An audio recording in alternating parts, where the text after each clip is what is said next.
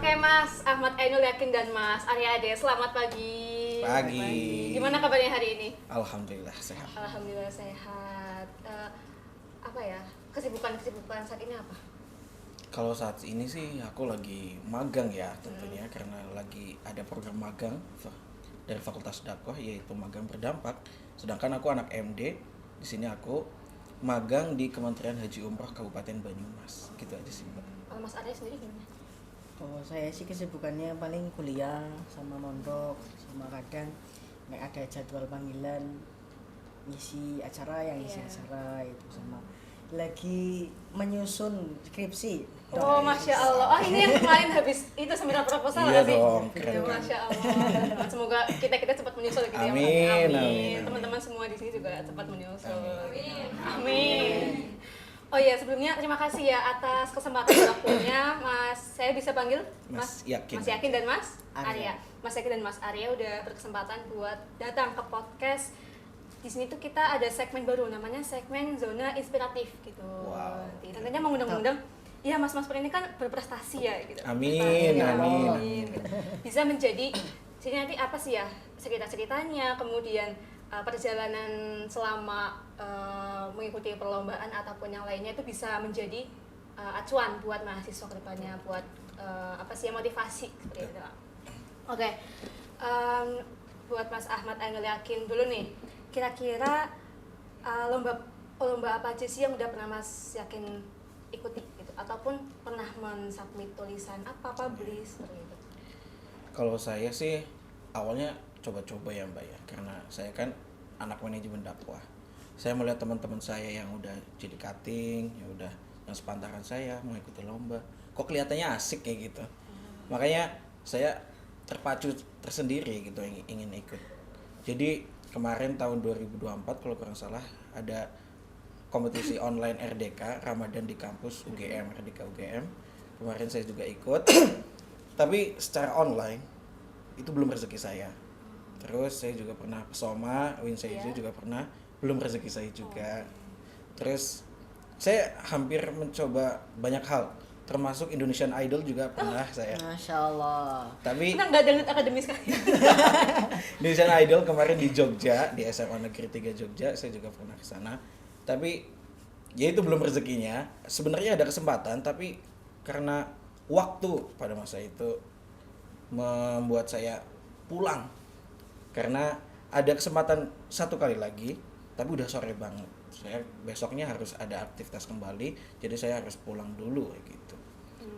Terus ada lagi kemarin yang dekat-dekat 2025 itu di lomba isai yang alhamdulillah sampai dapat medali perunggu bronze medal di Universitas Mataram di Nusa Tenggara Barat ya kalau kurang salah. Lombok. Iya. Lombok Nusa Tenggara Barat. Jauh Nah, banget ya. di situ saya banyak dapat temen dari keren-keren pokoknya. Ada yang dari Universitas Brawijaya, Undip, UNES, UNESA. Pokoknya keren-keren banget. Bagaimana saya dapat pengalaman di sana, pengaplikasian tulisan itu sangat penting. Karena bukan hanya tentang tulisan yang bagus, tapi kita mengimplementasikan tulisan itu dan terrealisasi. Jadi kalau kita tulisan bagus tapi tidak direalisasikan, itu nggak akan menjadi tulisan yang baik. Karena kita di sana juga presentasi bagaimana kita melakukannya pure langsung ke masyarakat kayak gitu. Kemarin saya ambil di bidang pendidikan. Saya menggait anak-anak FTIK untuk membersamai saya agar bisa tulisan itu berdampak lah di sana. Gitu aja sih. Kira-kira motivasi awalnya itu gimana? Apakah dari sekian kegagalan kemudian akhirnya coba lagi nih yang beda genre gitu ya?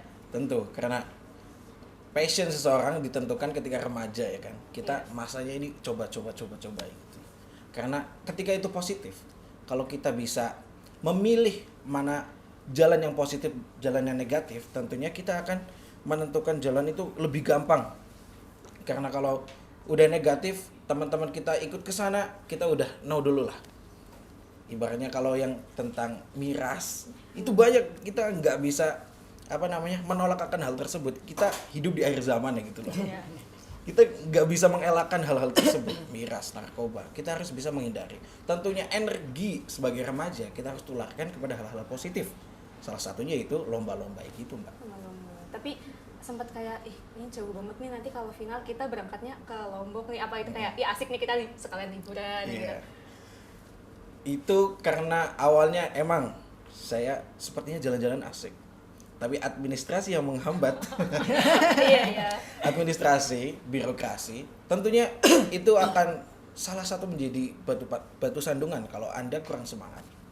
Karena saya bolak-balik Purwokerto, Purbalingga untuk mengurusi uang pemberangkatan saya ke Lombok. Karena yang penting kita itu harus menjelaskan secara rinci RAB yang kita akan gunakan. Gitu. Oke, kalau dari Mas Arya nih, kira-kira kompetensi apa aja yang udah pernah diikuti gitu, berpartisipasi maupun menjuarai? Baik, kalau dari saya itu lebih seringnya itu mengikuti perlombaan cabang lomba dai-daiyah yang dimana itu mengasah kemampuan soft skill saya untuk bisa public speaking gitu. Awalnya dulu saya mengikuti itu pada saat saya SMA. SMA iya. kelas 11 berarti kelas 2. Iya. 2 SMA semester 2. Singkat cerita, dulu itu saya orangnya pemalu. Orangnya introvert. Orangnya ya isinan gitu ya. Cara Jawa isinan gitu. Dan kalau saya ditanya, itu yang jawab bukan mulutnya, Apanya? tapi pundaknya. Gimana? Gini. Embuh. Atau kepalanya atau tangannya. Dan pada saat itu kan mondok juga ya, mondok di pondok pesantren Darul Hikmah Gumelar, dekat rumah. Dekat rumah. Dan di situ kan kalau di pondok itu kan ada yang namanya kegiatan khutbah ataupun muhadharah, betul. Nah, di situ seluruh santri itu dilatih. Iya, betul. Baik itu jadi MC, jadi tilawah, sambutan ketua RT RW, sampai pengisi acara, asana. Seluruh santri diisi mengisi itu. Mau tidak mau harus mau gitu. Karena perintah langsung dari guru gitu. Dulu saya pertama ikut itu keringet adem, nangis. Keringet adem, deg-degan. Karena masih ya mengingat saya itu orangnya introvert itu ya. Nah, pada saat itu satu hal yang bisa saya menjadi semangat pada hari ini itu karena adanya doa restu dan dukungan dari guru saya, yaitu beliau pengasuh saya dulu di pondok, Mbah Yayawan Al-Azmi dan Umi Rifatul Walisa gitu. Dan ada juga kedua orang tua yang senantiasa mendorong anaknya. Ketika anaknya minat di bagian itu, ya didorong gitu. Dan singkat cerita itu saya termotivasi, terbuka hatinya, iya. Bukan terbuka hatinya karena motivasi dari guru saya dan orang tua saya yang senantiasa membuat semangat saya itu bisa tergebu-gebu itu. Saya yakin di bidang ini bismillah saya lakoni, saya jalani karena Allah itu, karena orang tua dan guru. Dan singkat cerita pada saat itu dulu ada event lomba dai, itu awalnya online dulu. Itu udah di kampus atau masih di sekolah? Di kampus yang mengadakan Universitas Tidar Magelang. Iya. Mengingat saya orangnya masih introvert, pemalu ya, belum, masih ibaratnya masih baru awal terjun di bidang tersebut. Awalnya cuma iseng-iseng kayak Mas Yakin, mencoba. Coba-coba. Dan ternyata saya juga tidak menyangka, kan lombanya online dulu. Nah, setelah itu ternyata lolos final. Grand final. Lombanya offline di Universitas Finalnya. Tidar, iya, Universitas Tidar. Pada saat saya kelas 11. Saya berangkat dengan diantar orang tua sama dari keluarga itu. Dan alhamdulillah saya secara tidak langsung kebetulan itu ya, dari situ saya mendapatkan juara harapan 4. Harapan 1, mohon maaf. Juara 4 berarti ya? Iya, juara 4. Dari Jateng DIY. Posisi saya masih ya paling kecil di situ lah ya. Namanya itu umum. Nah, dari situ semakin termotivasi terus. Nah, akhirnya saya mengikuti itu. Terus dari sekolahan ada lomba, saya mengikuti lagi. Alhamdulillah juara 1 lagi, juara. Nah, sampai saya pada saat kelas 12 ya, Iya. 12 itu saya kelas 12 itu kan harus fokus ujian ya, Iya. tapi ditarik oleh guru saya untuk mengikuti lomba. Alhamdulillah ya bisa menyenangkan guru itu, mendapat juara harapan 1 lagi. Nah pada saat di perkuliahan juga saya kan orang baru ya. Iya. Oh, saya itu dari TK sampai SMA itu di rumah terus sekolahnya. Dan di Purwokerto itu baru saya hidup di Purwokerto lah. Jauh dari rumah. Jauh dari rumah. Terus ada satu teman yang mendekat ke saya dan memotivasi saya. Alhamdulillah dulu ada yang mengadakan lomba dai dari MD HMPS itu. Ya. HMS. Dan dari situ se-UIN itu ya. Iya. Alhamdulillah juara 2 pada saat itu. Jadi saya termotivasi, kemudian mengikuti lomba-lomba pesoma yang di UIN yang kata Iya. tadi Mas Yakin bilang. Iya. Terus lomba mengikuti di Pondok Pesantren Tebu Ireng, itu lomba nasional. Itu dapat juara. Tahun pertama saya masuk berapa ya? 50 besar Iya. dari 280 berapa itu sekian, diambil 80 besar offline. Nah, itu masuk 50 besar. Terus pada tahun kemarin dari 25 itu saya alhamdulillah sedikit peningkatan masuk ke 10 besar itu dari nasional. Dan dari kemarin terakhir yang saya mengikuti lomba itu di Universitas apa ini namanya? Di mana? Yang di Win. apa namanya ya? Suka. Bukan, yang Daerah mana? sebelum Semarang itu namanya. Oh, Win Salatiga. Ya, iya, Win Salatiga. Itu saya mengikuti itu, alhamdulillah mendapatkan juara 1. Masya Allah. Satu lomba dai tingkat nasional itu. Itu yang dai nasional. Terus juga nasional juga pernah mendapatkan. Awalnya saya kayak jatuh bangkit gitu. Awalnya ya karena saya orang introvert, terus juga pernah gagal berkali-kali. Tadi dari kegagalan itu saya bisa belajar bahwasanya kegagalan itu adalah suatu keberhasilan yang tertunda. Betul Gitu. banget ya. Dan ini semua tidak terlepas dari doa restu, dukungan, motivasi dari guru saya, dari orang tua saya itu. Berarti pernah ketemu di pesoma ini? Pernah Pernah. di GSC itu kemarin. GSC. Yes. Kalau dari masing-masing dari Mas Yakin dan juga Mas Arya, kira-kira apa sih yang membekas atau menegangkan? Satu di antara sekian lomba-lomba yang udah pernah diikutin, satu momen apa yang paling menegangkan gitu? Terserah mau dari siapa dulu? Dari Mas Yakin? Boleh. Kalau saya sih ketika saya mengetahui saingan saya kemarin itu universitas top. Terus mereka menghasilkan sesuatu di tulisan mereka langsung ada bentuknya gitu. Ada bentuknya Mas? Ibaratnya mereka bikin aplikasi, Iya. aplikasinya udah ada. Mereka bikin websitenya udah ada. Penerapannya juga sudah ada. Mereka menerangkan presentasi itu udah jelas. Sedangkan pas saya kemarin itu kita bukan wacana ya, gimana ya? Kita memiliki konsep yang harusnya sudah diterapkan. Tapi pada masa itu karena kekurangan sumber daya manusia, karena kami juga terbatas orangnya cuma 3 orang, kita mau menerapkan itu dulu kita belum bisa. Karena itu harus kerjasama antara beberapa pihak.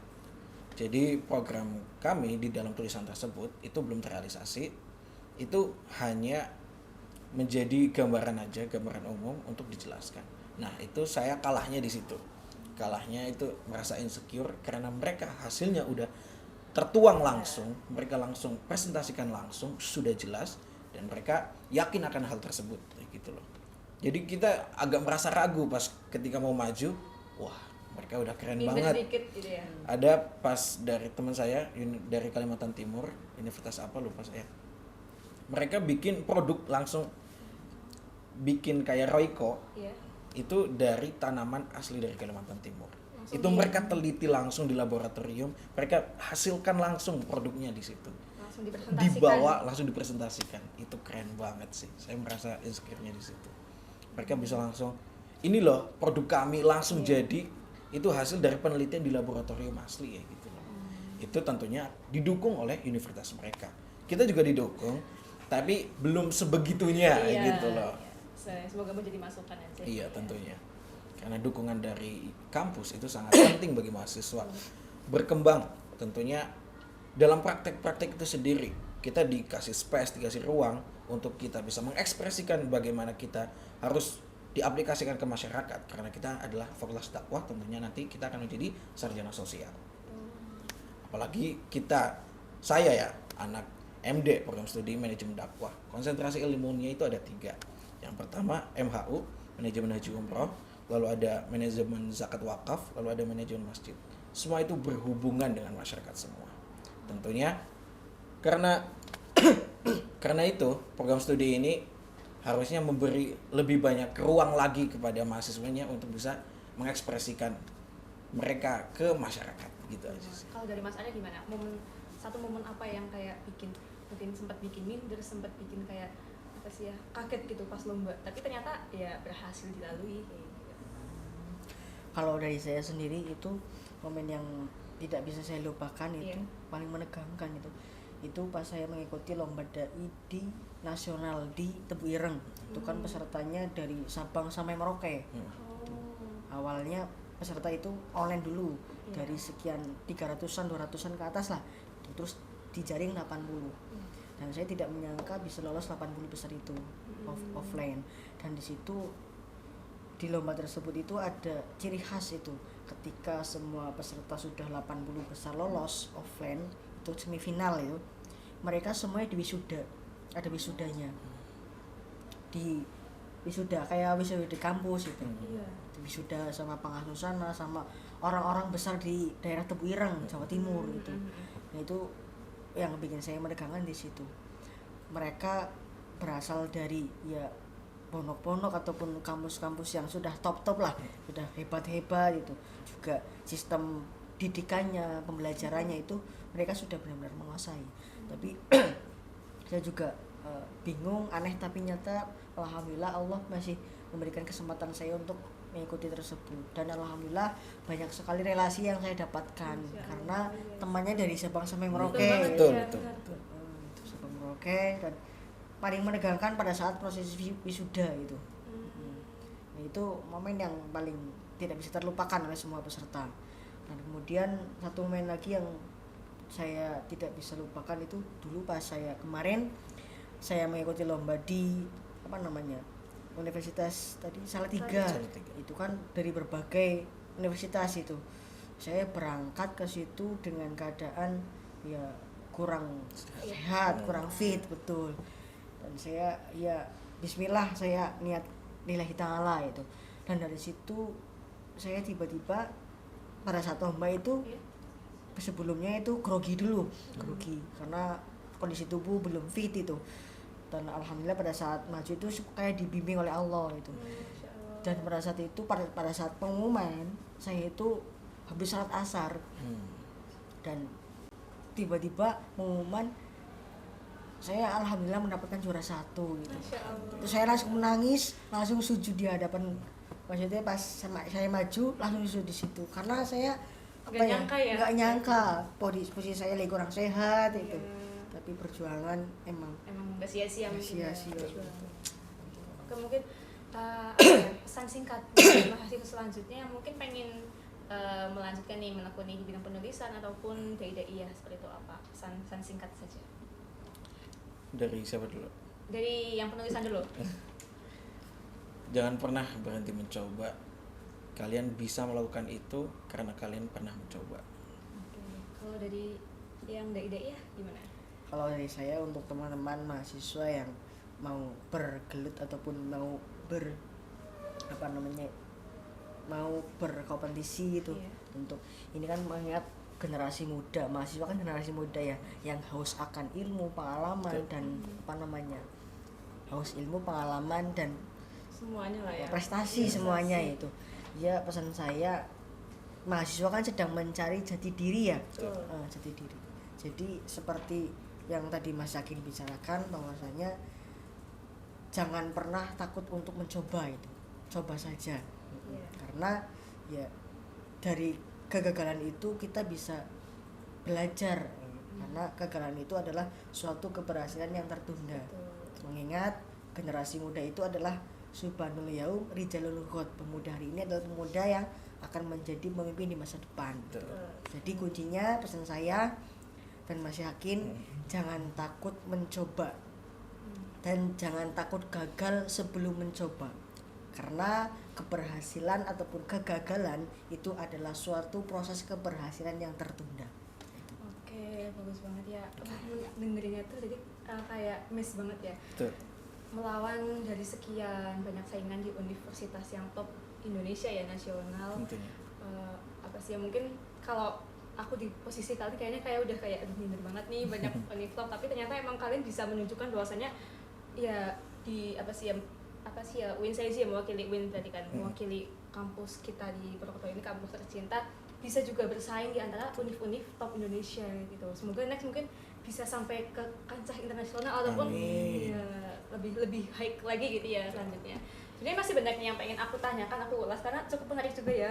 Lumayan nih kayak wah apa sih ya, relasinya udah banyak banget nih, ternyata pengalamannya lebih dari yang aku apa sih ekspektasikan, ternyata lebih menarik lagi. Mungkin di next segmen atau apa sih ya acara selanjutnya kita bisa sharing session lagi ya, lebih lama, lebih menarik lagi dan lebih dengan pengalaman yang baru lagi, atau mungkin nanti ya next perlombaan lagi ya. Oke, mungkin itu aja ya. Aku berterima kasih udah mau datang ke podcast hari ini, semoga bisa memotivasi adik-adik mahasiswa selanjutnya. Oke, mungkin cukup sekian ya. Wassalamualaikum.